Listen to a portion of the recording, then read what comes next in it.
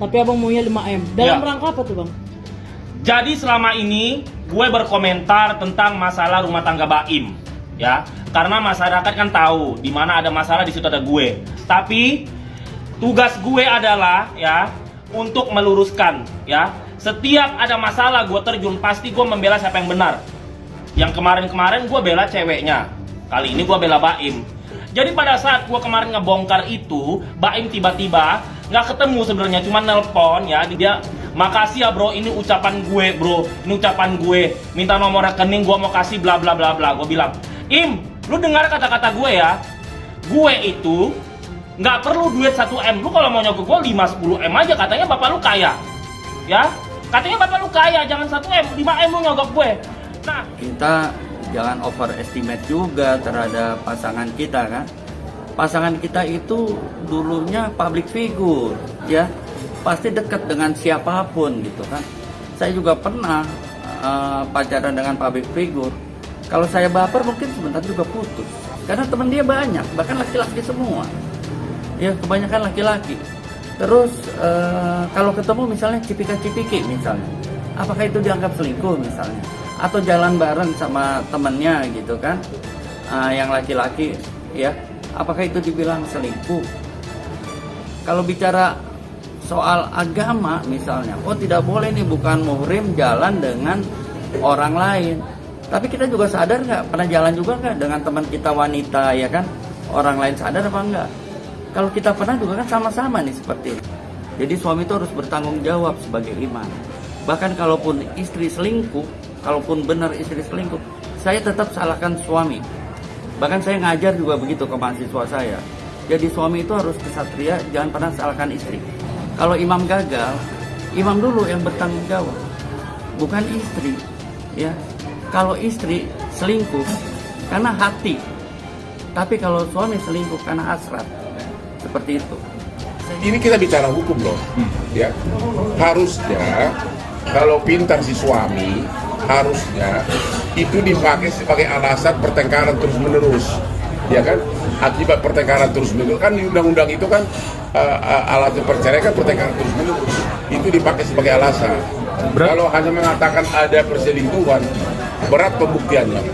Tapi kan dia punya bukti bang, bukti kuat soal data. Saya udah bilang perselingkuhan itu susah pembuktiannya. Kalau hanya dugaan juga, apalagi kalau selingkuh udah sama Hotman nggak akan bisa dibuktikan. Kan gua jago nutupinnya. Tapi Baim Wong masih ngebuka pintu rujuk buat Paula. Kok bisa ya? Iya, katanya Baim Wong dia masih kasihan lah sama si Paula ini.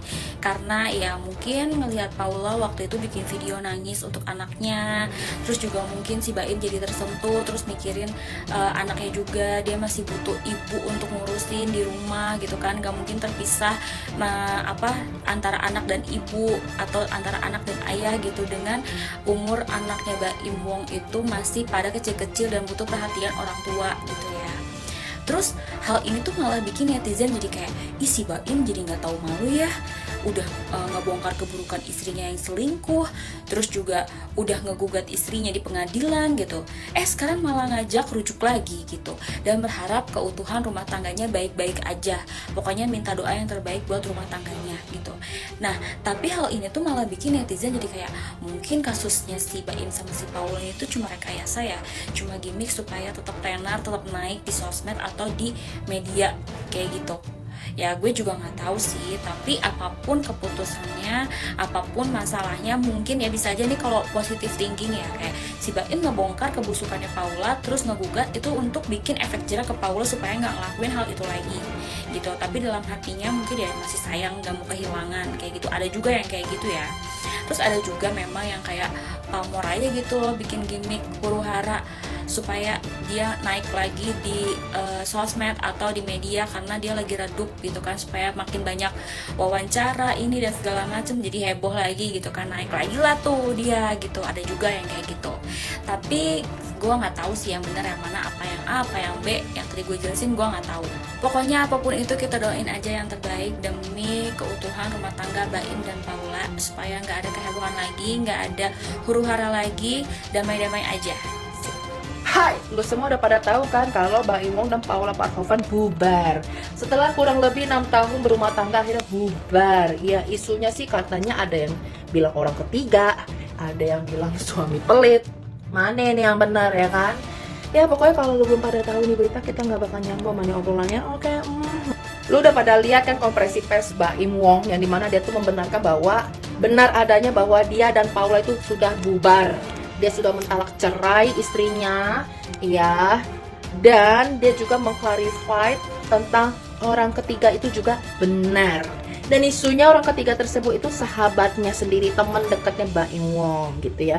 Tapi ada yang menarik pas konferensi persnya. Ada yang nanya nih, Mas Baim katanya alasannya juga Paula selingkuh karena Mas Baim itu suami yang pelit. Gitu. Diklarifikasi lah sama Mbak Im Wong gitu, kalau saya suami pelit saya tuh nggak akan spend money untuk keluarga dia, untuk ini, untuk itu.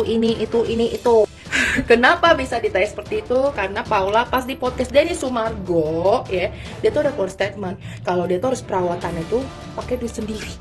Jadi dia perawatan mau mempercantik diri itu pakai uang sendiri. Dimana posisinya status dia itu adalah seorang istri dari Mbak Im Wong. Mbak Im Wong kan banyak duit ya, dikenal banyak uang, suka kasih giveaway gitu ya, suka kasih duit gitu. Tapi perawatan istrinya gak dikasih gitu. Makanya kita netizen raya ini berspekulasi lah, oh alasan Paula selingkuh jangan-jangan karena Mbak-nya pelit kali ya kan cewek sekarang kan ibaratnya mau ngatur jadi donatur, Bo. Jadi menurut gue nih ya, gue nggak membela keduanya, gue nggak memojokkan salah satu, tapi ini gue dari kacamata gue sebagai perempuan. Lo harus tahu ya, cowok dan cewek konsep selingkuh itu beda, bos ya. Kalau cowok selingkuh tuh mungkin karena tertarik fisik, nafsu ya kan, nafsu nih, gitu ya. Tapi kalau cewek udah selingkuh nih ya, yang ibarat kata dari awal dia itu udah berkorban, kayak Paula nih, dia kan udah ngorbanin karir dia, masa depan dia sebagai model terkenal, go internasional gitu ya, untuk menjadi seorang istri, berusaha menjadi seorang istri yang baik, dan akhirnya dia selingkuh. That's the warning. Lu harus introspeksi diri. Artinya apa? Mungkin dia mencari kenyamanan, kebutuhan batin yang dia nggak dapet, say. Kalau cowok selingkuh tuh gampang banget, ya kan?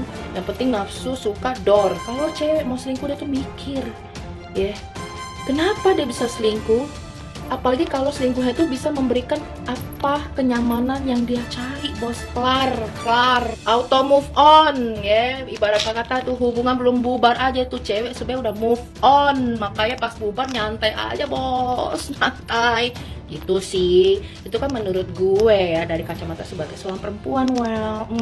Dan apapun alasannya, gue sih berharap dua-duanya akan tetap hubungan baik, karena mereka kan sudah punya anak ya, si Kenzo. Jangan sampai Kenzo itu menjadi korban gitu loh untuk perseteruan mereka. Gue sih berharap mereka berdua bisa tetap menjadi orang tua yang baik untuk Kenzo. Contoh Gading sama Gisel loh. Gisel dia bagaimana ya, Gadingnya nyantai ya kan. Yang penting siapa? Gempi. Itu sih bisa jadi panutannya. Jadi ya menurut gue sih gitu aja sih ya, semoganya tetap baik-baik aja sih, semoga nggak ada drama-drama yang baik gitu, air mata gitu. Stop ya. No ya. Jadi gitu aja ya, udah ya. Bang Hudi, saya selalu bertanya, apabila tidak ada kecocokan suami istri itu, Bang, etis nggak sih, Bang, salah satu membongkar aib pasangan masing-masing ke publik, Bang? Sedangkan mereka tuh yang kita tahu sudah punya anak, Bang. Kalau buat saya dianggap tidak cocok itu ya alasan klasik ya. Kita mau menikahkan seseorang itu karena kita cocok, ya nggak? Begitu, kita cocok, kita sesuai dengan dia. Terus pada saat pernikahan terjadi cekcok, aslinya semua terlihat, ya kan? Istri itu tergantung suami, ya kan? Istri itu bagaikan ladang, kalau ditanamin nanas tumbuh nanas, tanamin papaya tumbuh papaya, ditanamin granat tumbuhnya granat. Ya, dan suami istri nih, saya banyak kasih contoh ke mahasiswa saya ataupun ke klien saya. Kita sebenci apapun sama istri, jangan menjelekkan istri. Sebenci apapun sama suami, jangan menjelekkan suami. Karena itu ibunya anak-anak, itu bapaknya anak-anak. Buat saya laki-laki yang menyalahkan istri itu terlalu apa ya, nggak gentle gitu loh.